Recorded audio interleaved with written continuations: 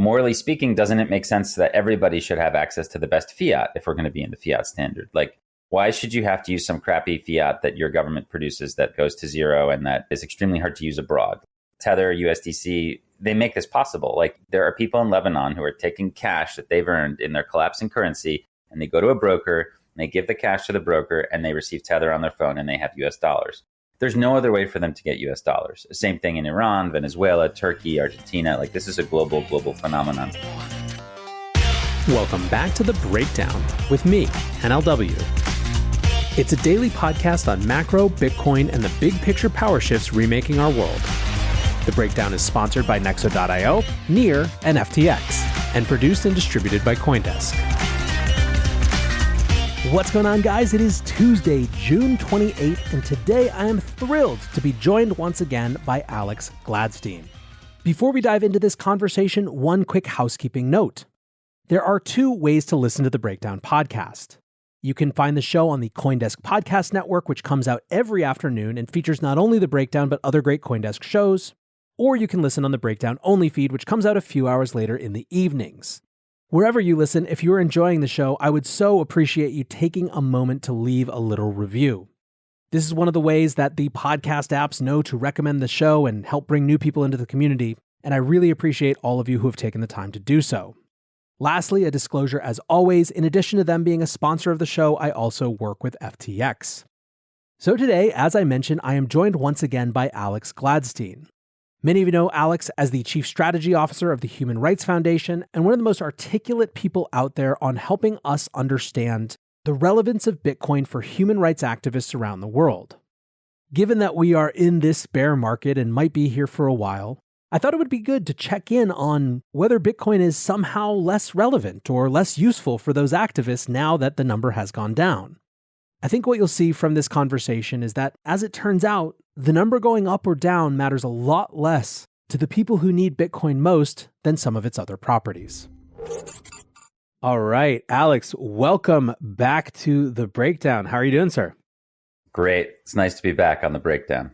Yeah, so it's been a little while, and I thought it was fun. You know, you and I were just talking, and there are things that are great about number go up periods. It's sort of a vehicle for pulling new people into the Bitcoin world and giving them a chance to start exploring. But the flip side is also true in the sense that there are a lot of really nice things about moments where the hype cycle dies down and we can actually kind of reflect on what we think is important about this technology and about Bitcoin as an asset.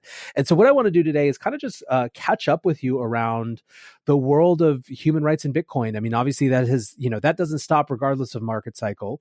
And so I think it'd be great to just kind of check in on a few things. And so what I wanted to do is maybe just let's go to the Oslo Freedom Forum. And if you could tell us a little bit about what that is, where it came from, and kind of, what the big themes were this year, not just Bitcoin, but kind of, broadly speaking. Yeah, and I think one of the last times I was on here was in January of 2021, and we sat down with Ben Hunt and we had a conversation about Wall Street and Bitcoin and who's going to win. And that was very much at the on the roller coaster up moment. We were all riveted by what was happening at the time in terms of the price going in a particular direction. Now it's the total opposite, but at the end of the day, the human rights utility of Bitcoin remains the exact same. Like it doesn't matter whether it's 15K, 20K, 60K, 5K.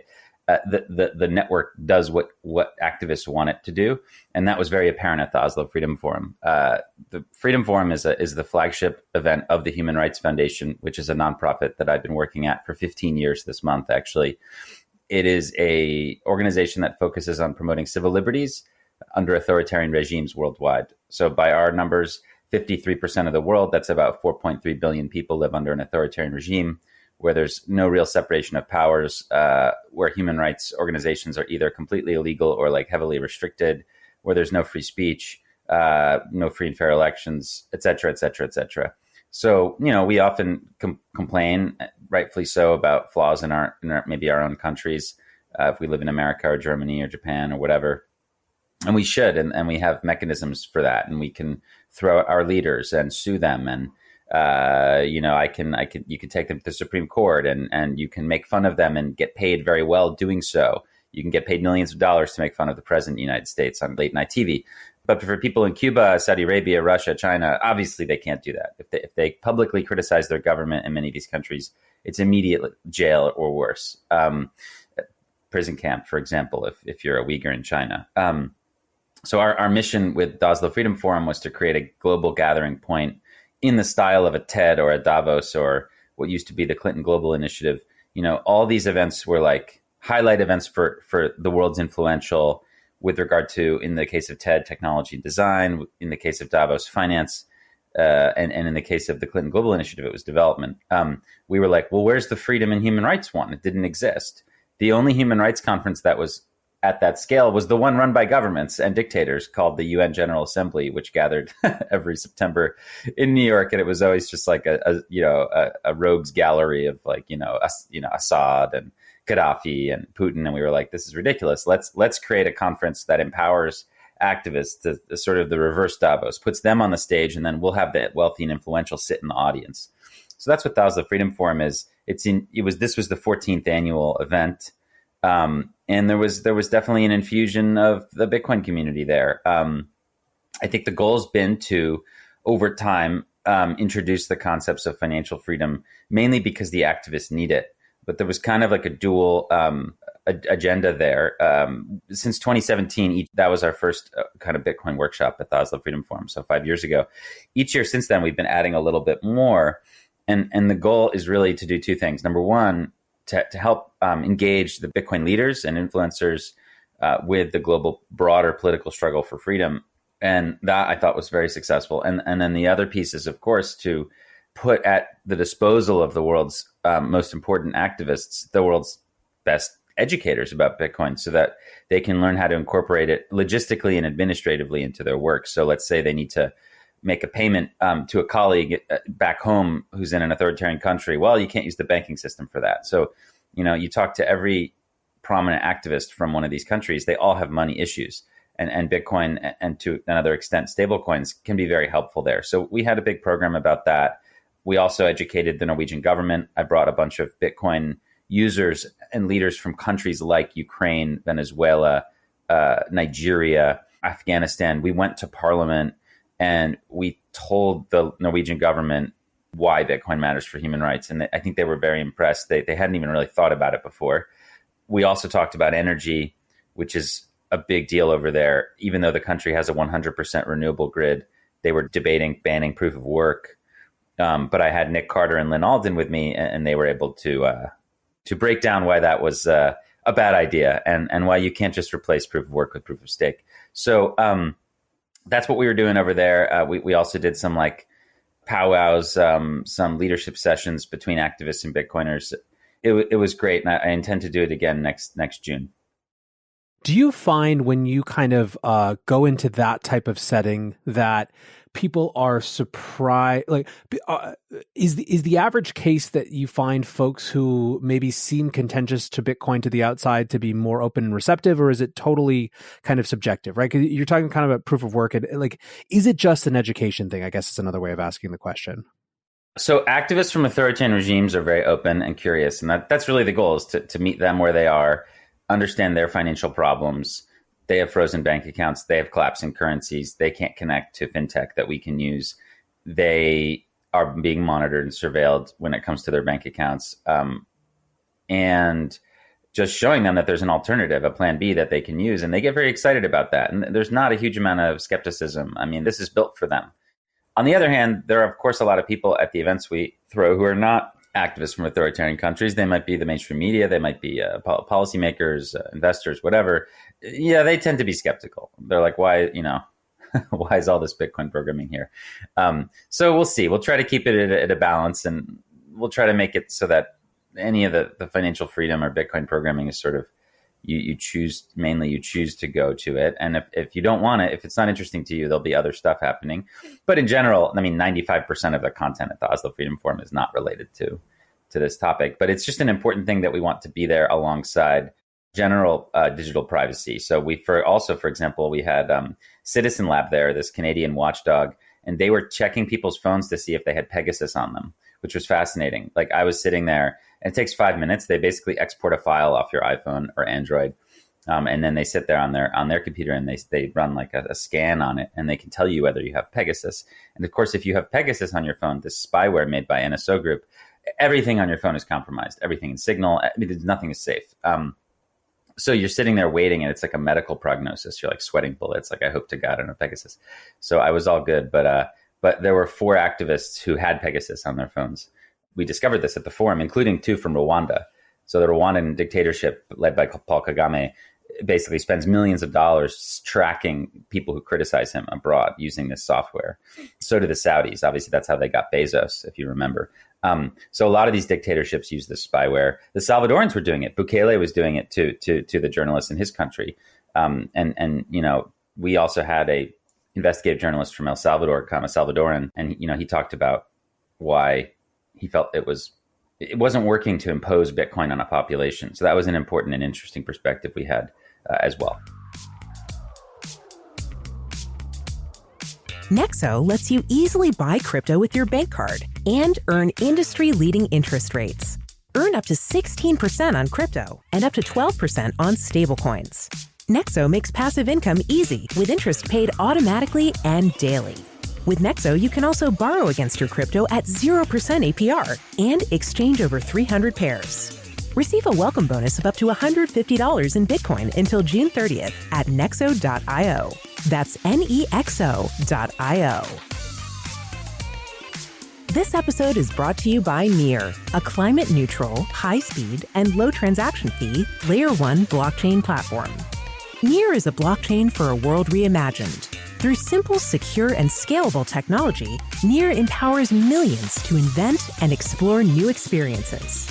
Business creativity and community are being reimagined for a more sustainable and inclusive future. Reimagine your world today at near.org. The Breakdown is sponsored by FTX US.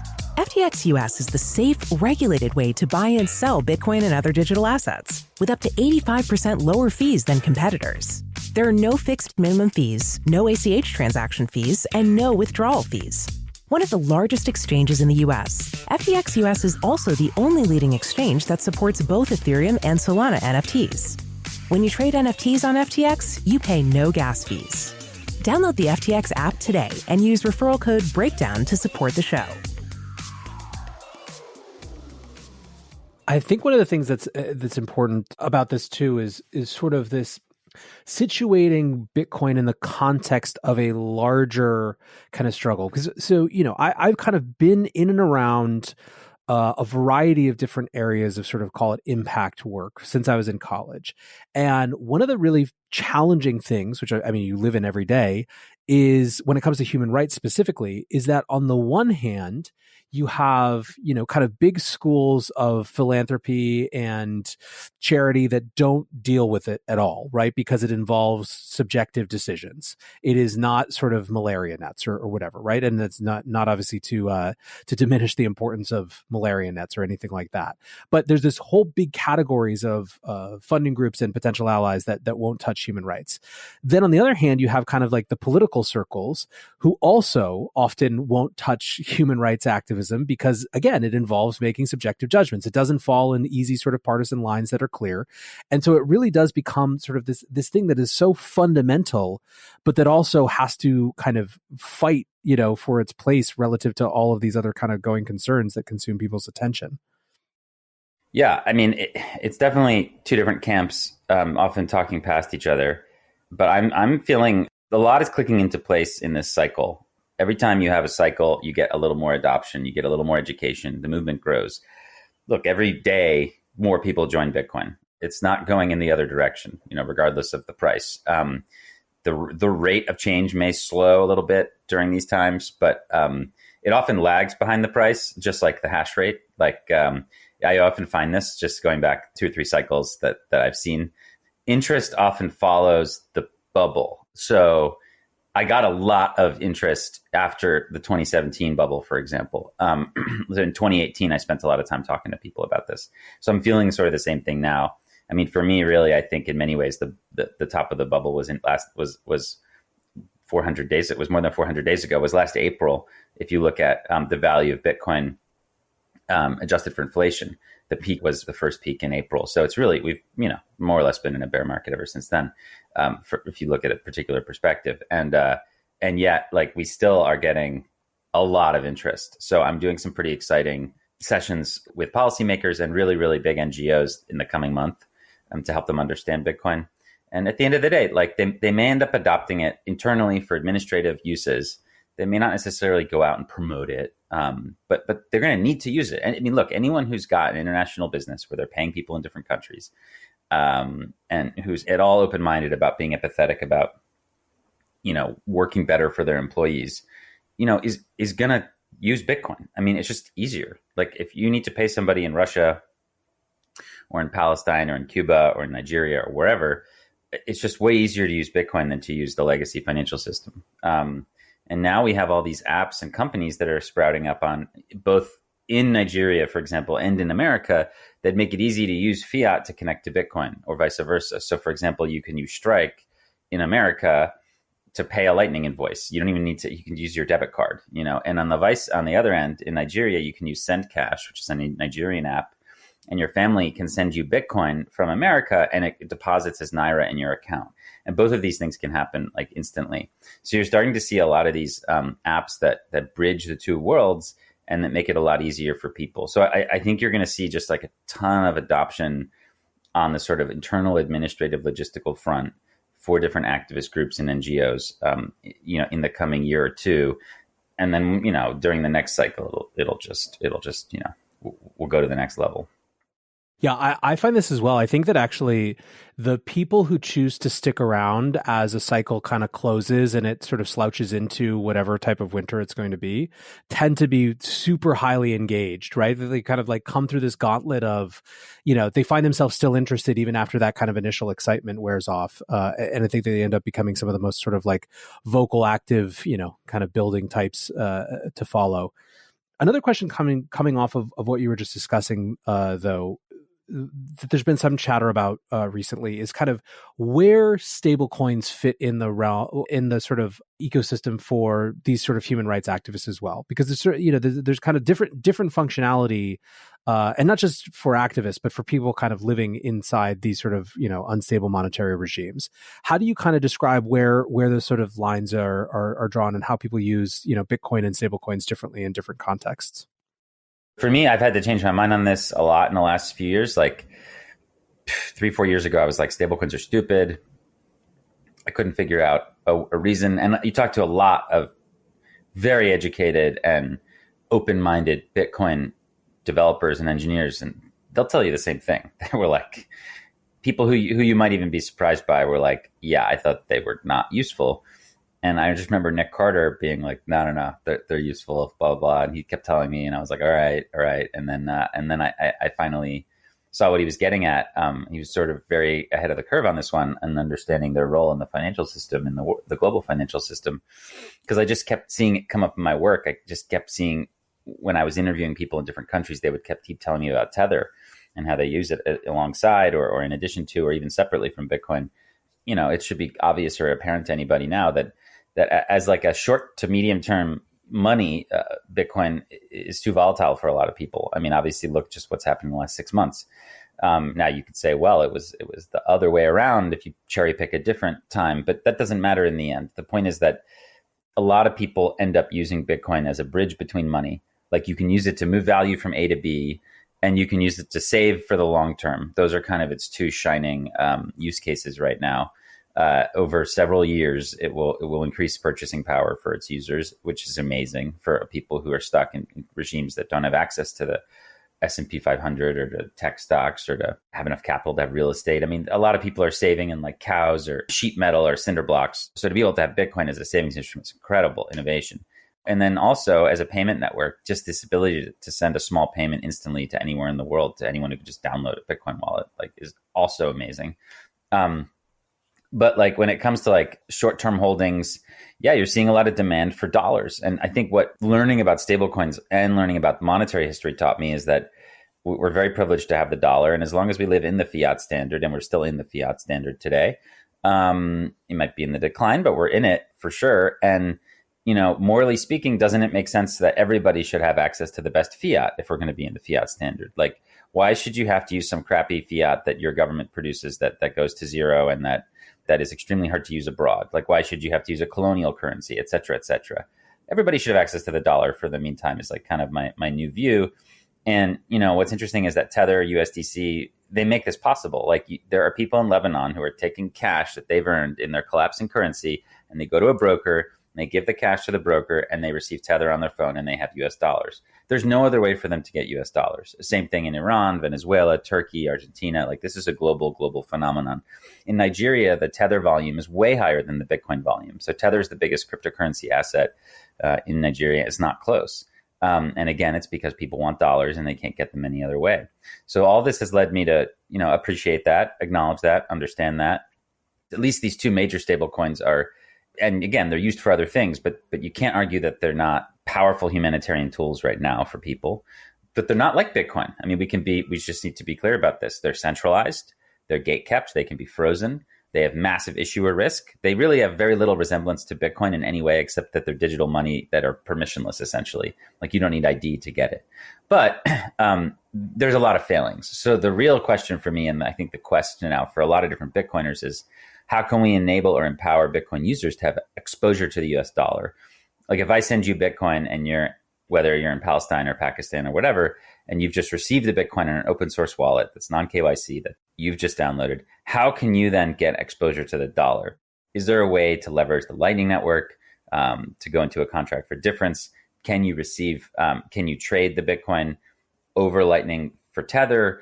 These are just questions that people are asking. Can you do this through Fedimints, which is a fascinating new project that I'm looking into quite deeply, which is essentially the idea of like a community bank, basically a federated custodial arrangement where you send them some Bitcoin and then you join like a community bank and you have eCash and you can maybe denominate that in dollars if you wish. There are a lot of solutions Bitcoiners are now playing with, which I'm really excited about because this just wasn't really a conversation like 18 months ago. And now it seems that a lot of the big teams, a lot of the big companies in Bitcoin, whether it's Blockstream or Lightning Labs, et cetera, are investing in or supporting efforts to get Bitcoiners access to the dollar. And I think that's just so important for the rest of us. I mean, for those of us who just earn our fiat income, save into Bitcoin, we're very privileged. I mean, that's a dream scenario, obviously. But for a lot of people around the world, they don't earn fiat income in dollars. They earn it in some horrible currency, and they're not anywhere near as fortunate as us. So for them, I think we should also try to see if we can get them dollar access. So that's something I've had to change my mind on. Yeah. I think it's super interesting. I mean, this is one of the things that I'm most excited about in a quieter period where people are reevaluating what they want to spend their time working on. I think that the set of people building on Bitcoin, exploring this, kind of coming at this type of question from the standpoint of the lived experience of people that they're trying to sort of serve with products versus just whatever kind of the perception was before they examine that, I think is a really positive development.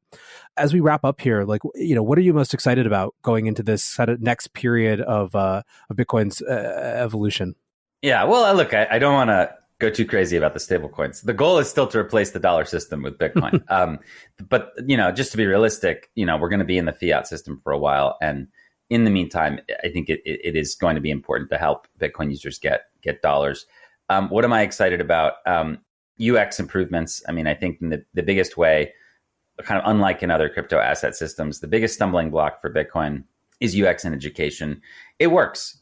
It works really well. Like if you just need to move money around or save money, the Moon Wallet, for example, out of many, is beautiful, elegant, works extremely well, is gonna be good for you. And there's so many different wallets out there that meet your needs, whether it's the Sparrow wallet or the Blue wallet or the Green wallet or whatever. Like it's good enough.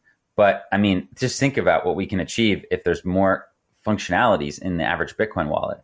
Like send and receive has changed the world, right? But what if you could have send, receive, buy dollars, earn interest, borrow against your Bitcoin, peg into an anonymous eCash system? I think these are all functionalities that may be available to the average Bitcoin wallet user in, let's say, 2 to 3 years from now. So I think expanding the flexibility and possibilities for the average Bitcoin user around the world and giving them really, we talk about DeFi. I mean, giving them more of a DeFi experience, I think is going to be really interesting. So that's kind of what I'm most excited about. Amazing. Well, we're going to have to do this again more quickly than 15 months or whatever it took us in between to come back and check in on how some of those things are doing. But in the meantime, I always love having you on. Great to hear your kind of, I find that the people who are kind of spending the most time with those who are actually fighting the important battles tend to, in spite of themselves, be the most optimistic. So appreciate what you do and appreciate the time today. Thanks for having me on. All right. Cheers. I always love having Alex's insights into these types of topics and issues, but one of the things that I enjoy most is his ability to understand things from the perspective of the real world. We talk often about the crypto industry being disconnected from real-world users or use cases, but Alex spends his life with activists who have actually used Bitcoin, and in some cases, as you heard, stablecoins, as a tool to overcome monetary oppression. I think it behooves us to ask how we can build better tooling and better systems for this set of people who represent such a large portion of the world's population. If you enjoy this conversation, definitely go check out @Gladstein on Twitter for a window into all of Alex's and the Human Rights Foundation's work. For now, I want to say thanks again to my sponsors, Nexo.io, Near, and FTX, and thanks to you guys for listening. Until tomorrow, be safe and take care of each other. Peace.